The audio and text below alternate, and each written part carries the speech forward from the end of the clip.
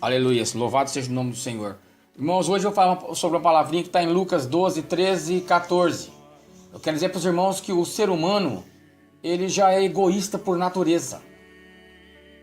Porém, a coisa não funciona bem assim. Vamos ver esse diálogo entre Jesus e um homem que estava preocupado apenas com seus interesses. Alguém da multidão lhe disse: Mestre, diz a meu irmão que divida a herança comigo. Respondeu Jesus: Homem, quem me designou juiz ou árbitro entre vocês? Eu quero dizer para os irmãos que a Bíblia não diz quem era aquele homem. Sabemos apenas que ele queria que seu irmão dividisse a sua herança com ele. E para conseguir o que ele queria, ele foi até Jesus pedir para que ele intervisse na situação. Mas ele se recusou. Pode parecer estranho, mas Jesus disse que aquilo não fazia parte do chamado dele. Aquele homem não havia entendido qual era a verdadeira missão de Jesus. Ele queria usá-lo para seus interesses egoístas. E quanto de nós fazemos o mesmo todos os dias? Pensamos que Cristo, ele é o gênio da lâmpada, que atenderá a todos os nossos pedidos. Mas o propósito dele, irmãos, ter vindo a essa terra foi bem maior.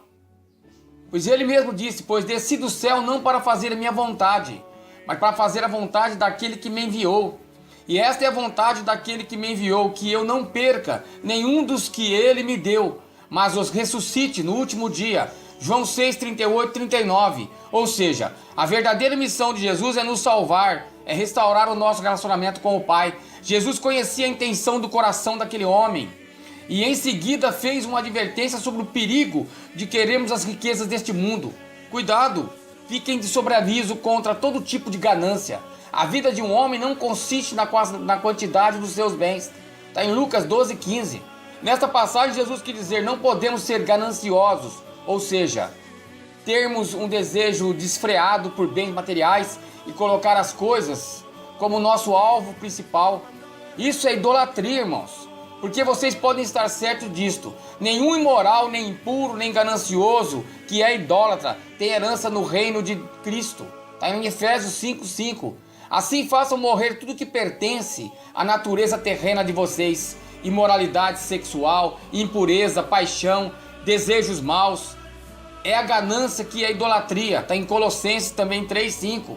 Conserve-se livres do amor ao dinheiro e contente-se com o que vocês têm.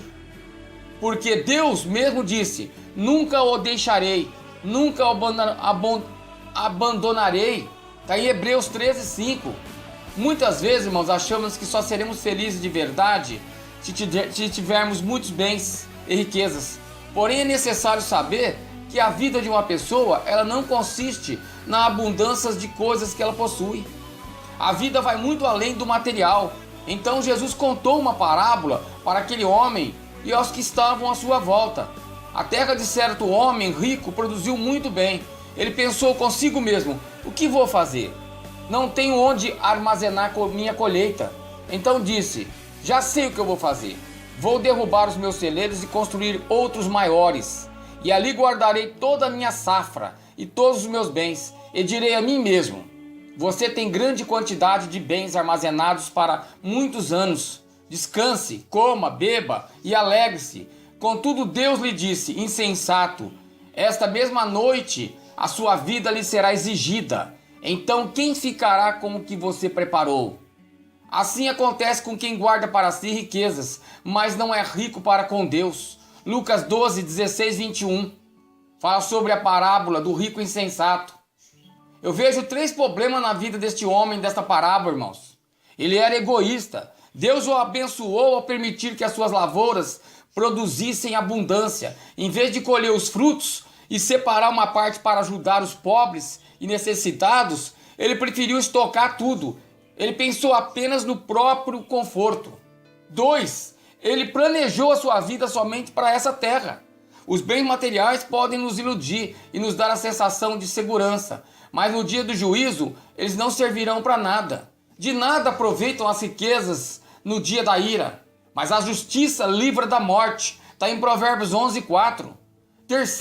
Ele não cumpriu a sua missão. Jesus terminou dizendo: assim é aquele que para si ajunta tesouros e não é rico para com Deus. Eu quero dizer para os irmãos que ao ser abençoado, Deus esperava que aquele homem também abençoasse a sua obra e as pessoas mais necessitadas. Contudo, a ganância tomou conta de seu coração e ele não buscou fazer a vontade do Senhor.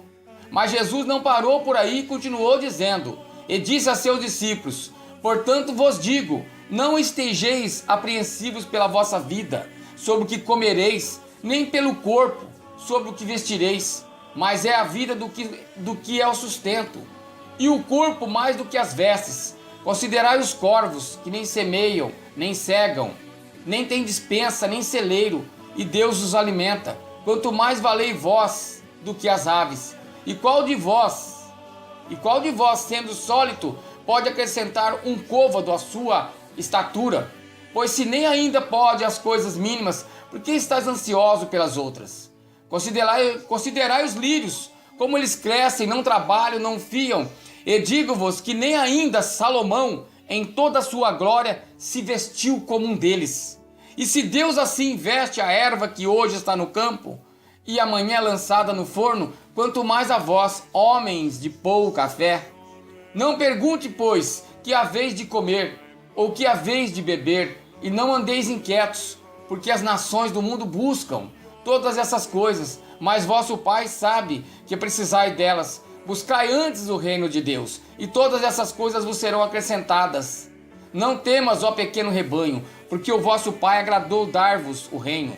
Vendei o que tendes e dai esmolas. Fazei para vós bolsas que não se envelheçam, tesouros nos céus que nunca cabe, aonde não chega ladrão e traça não rói.